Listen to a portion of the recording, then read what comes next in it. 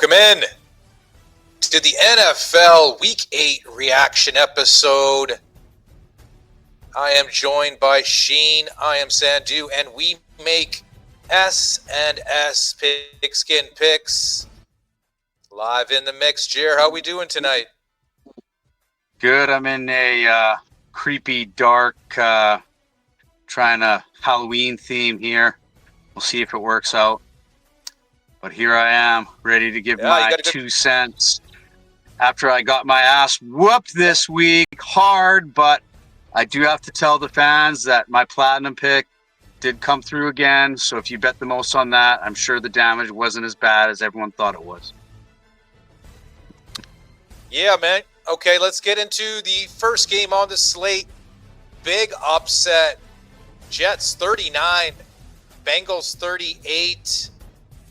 Wow. Jets probably haven't scored 39 all year, Jer, and out of nowhere, that Bengals defense, man. 23 in the fourth quarter. How can they let that happen? I know the Bengals defense has been terrible, but oh man, they let me down. They let me down on my gold pick. They let themselves down because they had the perfect opportunity to some lower level teams to try and get back in the mix here, and losing to the Jets is not going to help them at all. Terrible. Yeah, I mean, somehow, some way, the Jets keep scrapping away, and they wouldn't go away. And the Bengals had a chance. They had the ball late. Flacco got sacked late, and you could just see the writing on the wall. And then Breece Hall pretty much, I think, won this game single-handedly. He was a man possessed today, and Justin Fields did enough, I guess. You know what I mean? He moved the chains, and this was a wild game. And I think Bengals will be kicking themselves come December, January. You know what I mean? Another game where it was right in their hands. When they miss it by one game again. Yeah, and Joe Burrow will be back eventually, right? So, man, that is rough. But I guess, congratulations to the Jets. You guys have to win sometime. And all that controversy, all that talk inspired them. And 1-7, baby. The Jets, they are victorious. And I guess they won't be running it backward. No teams will be running it backwards this year, Jer? No, sir. Yeah, it's kind of disappointing. You love to watch a train wreck, you know. Well, it's so fun to watch, a team just be catastrophic and lose every single week. But hey, man, what are we going to do? We're going to move on to the Texans and 49ers. This was a one-sided first half, Jer. C.J. Stroud had 230 yards passing in the first half, I believe, until San Francisco scored right before the first half ended. They didn't even have a first down. It was just 3 yards, punt, 3-and-out, punt. But Texans didn't put them away, just field goals. And, 49ers tried to make it a game late. But Texans defense, and they were pretty hungry out there. And a bunch of no-name receivers. Jaden Higgins, a rookie, he stepped up. He looked good out there. Yeah, the student overtook the teacher here.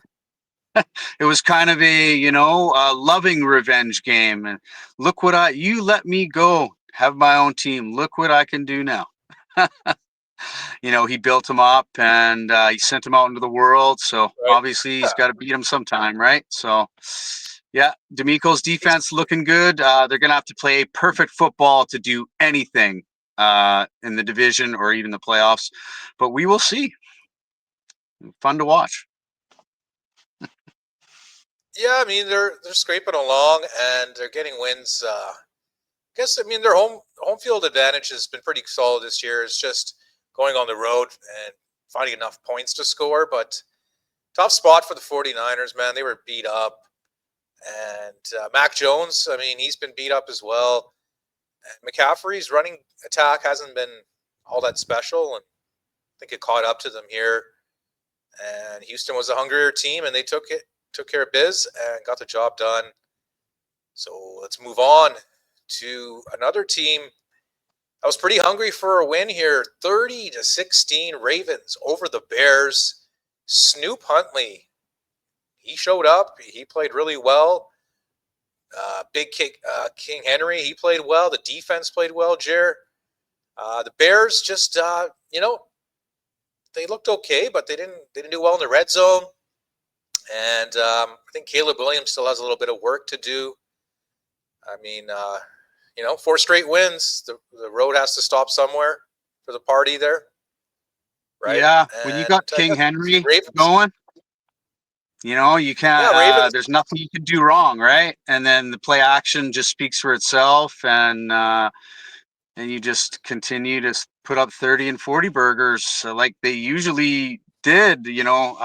Injuries aside here, maybe if any team can do it, it's the Ravens. So watch out. Well, you know what? I just think Cooper Rush was just such a drastic change from the style that they're used to with Lamar. At least Snoop Huntley's a little, similar. He can scramble and get out of the pocket. And he's been in the Yeah. system so long, right? So I think that helped them too. But Baltimore's not without controversy. I think the 49ers are looking into something about Lamar and how he was practicing this week and why he's not playing. A lot of gamblers who had money on the Ravens were probably like, "Hey, man, I laid blank amount of points, and I thought Lamar's playing. Where the fuck is he?" Right? So we'll see what happens out of that. Just some noise on the side, but Ravens get their second victory. Who would have thought? Week 8, we're talking about a second victory for B-More. But hey, man, it is what it is. Another shocking upset here, Jared. Dolphins just train Oh my wrecked God. Falcons 34-10. Tua throws for 4 touchdowns. Kirk Cousins looked pretty bad. Let's just say that. Drake London wasn't playing it. And yeah, no Michael Penix, no Drake London, no fun for Atlanta. Big fumble by Bijan as well. That was crucial. And Miami looked like they were playing for their jobs and their lives there, Jer. The coach Yeah, lives no, on, I think Tua is thinking he's got to go somewhere else at this point. He's lost the players' confidence. He's almost lost his coach's confidence. The constant, concussion. I don't know who else is going to pick him up, but I think at this point he's auditioning for his next role. So yeah, he had to throw up 4 touchdowns and a bunch of yards and say, "Hey, I'm still here." But yeah, I don't see the Dolphins making the playoffs. It's a stretch. No, they just got 2 wins. I mean, you beat the Jets and then you beat the Falcons without their starting quarterback and their star receivers. So it's not the who's who of the NFL, but it is 2 victories and it was much needed. Well, the coach lives on for another week. Probably going to get fired. They're probably going to blow up the team. Tua, as we know, he's probably ran out his welcome there in Miami. So something's got to give. But hey, Miami, congratulations. You got it done. Atlanta, I don't know what's going on. They look so good after beating Buffalo, Jer. Disappointing game to San Francisco. And then this one's just a stinker of all stinkers. And this took me out for my Survivor. Jekyll and Hyde, eh?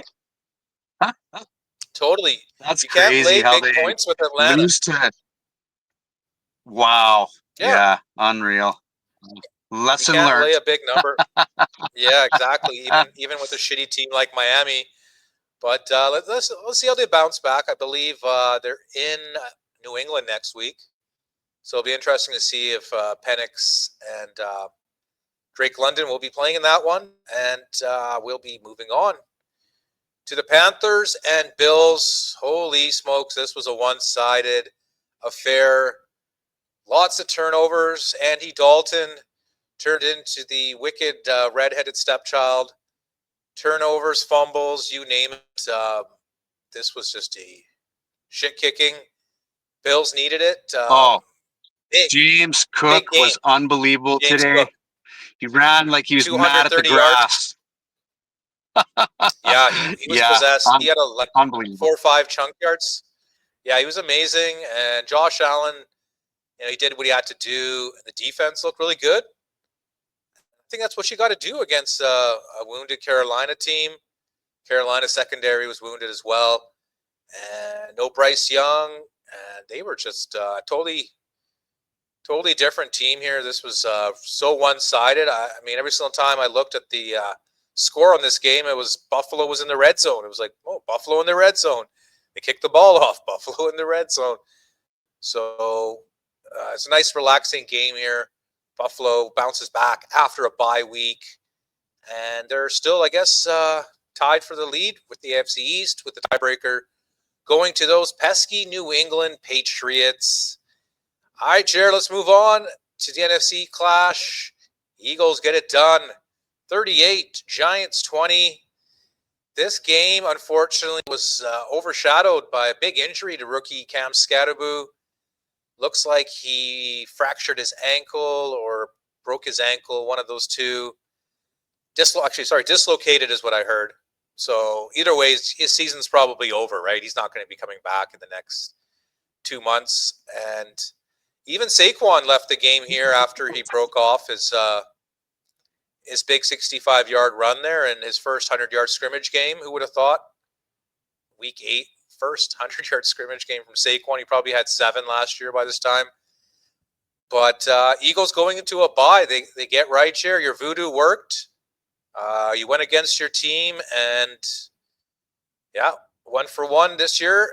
Good job there. Eagles 38, Giants 20. Jackson, Dart, and gang, they looked really, really sad after that loss to Scatterboo. Took the wind out of their sails, but still, they did okay. 20 points, nothing to sneeze at. But man, we're gonna see where they go from here.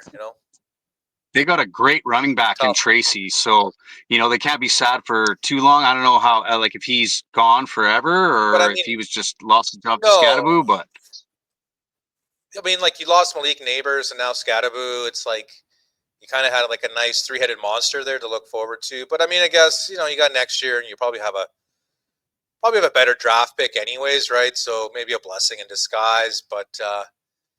Yeah, I guess Eagles get a little revenge here. A.J. Brown saga continues. He didn't play. Eagles have a bye week next week. I think there's a trade deadline coming up, so I doubt he gets moved here, but crazier things have happened. Where there's smoke, there's fire. And I don't know. This might be his last year in Philadelphia. I know he signed to a big contract, but yeah. Anyways. All right, let's go along. Patriots take care of the Browns. Cleveland scores the first touchdown here, and that was it. New England's defense stepped up after that. One of their cornerbacks made a ridiculous one-handed interception, and the Dylan Gabriel era might be coming to an end here, Jer. Yeah, like only 160 yards and 2 picks, and very lackluster. I know it came along with 2 touchdowns, but come on, he's I know Drew Brees was undersized too, but he ain't no Drew Brees. I know Shadour's hurt, but as soon as he's better, let him try. At least let him fail. Show what they got, right? Because they don't have anything else. Yeah, right. For sure, but it was surprising that just like out of nowhere, Shadur was like considered out, like just like 1 or 2 days. I think it was just yesterday they considered him out, and it was just kind of like, 1 day. Usually, like a couple of days prior to, but I don't know. Something's up there. Maybe they don't want to give Shadur the tie because the owner wanted him drafted, and the GM and coach didn't really want him. But they're stuck with him now, and Browns, man, this was disappointing after they looked pretty good against Miami, but Patriots march on, Jared. They take advantage of that weak-ass schedule. They're doing what they got to do. Taking care of the week. All right, speaking of taking care of the week, Tampa Bay Buccaneers 23, New Orleans Saints 3, Jared. Man, this Platinum, was as you baby. called it. It was one-sided. It was a beatdown, and man, it was actually just. It was also a defensive struggle. Baker only had like 150 yards passing, and then the Bucks got a pick six. So it was, yeah, it was more of a defensive struggle than the score was letting on. But by no means are the Tampa Bay Buccaneers back, baby. But they got a great record, and they can just play 50-50 ball for the rest of the year. They're a shoo-in for that division, anyways. Yeah, you got to think the Yeah. division's theirs. Their defense looks solid. Obviously, Spencer Rattler did his thing and I think he threw a pick six, was like on their 2-yard line. It was one of the worst pick sixes you'll ever see. And then the guy who caught it, like literally just threw him to the ground and just like went in with the ball in the air, like look what I have, and just really embarrassing. But we did see Tyler Shuck get some reps late in the game. He threw a pick as well, so he may not be a lot better right now, but he's probably going to see a little bit more of him down the road. And Tampa Bay bounces back after a tough loss last week against the Leos. And Indianapolis Colts 38, Titans 14. I thought actually the Titans could keep this close, Jer. I was wrong. We have a juggernaut in Indianapolis, 38 points once again. I think they punted maybe Indiana twice. Jones.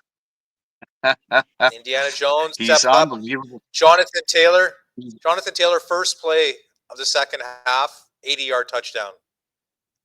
Yeah, no, Right, he had a bunch of yards again, 2 touchdowns.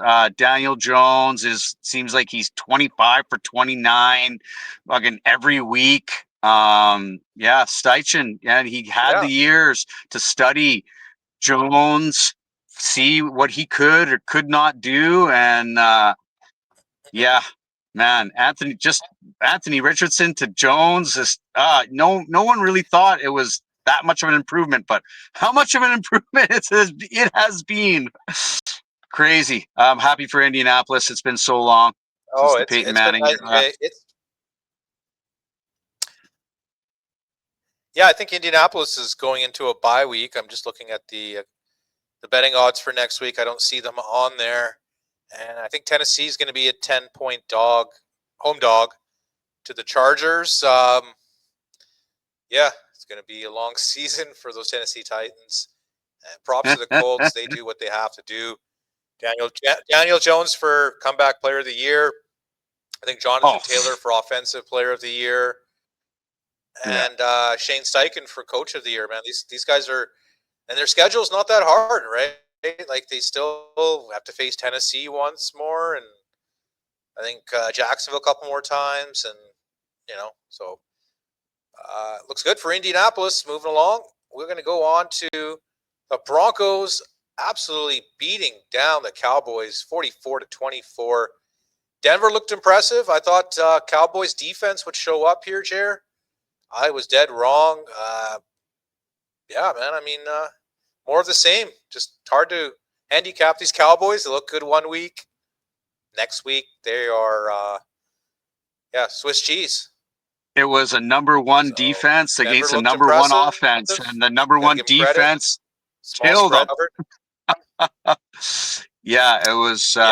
It was tough. It was great for the Broncos. They have to get, they have to get a little bit more confidence if they think they're going to win that division. It's one of the toughest divisions in football, but they are improving every week, and beating the Eagles, and now laying a beat down on the number one offense so far in the this season. Just adds to their accolades. So Sean Payton for president. Denver will be in Houston next week, so that'll be interesting. Yes. Yeah, man, he's getting it done right now.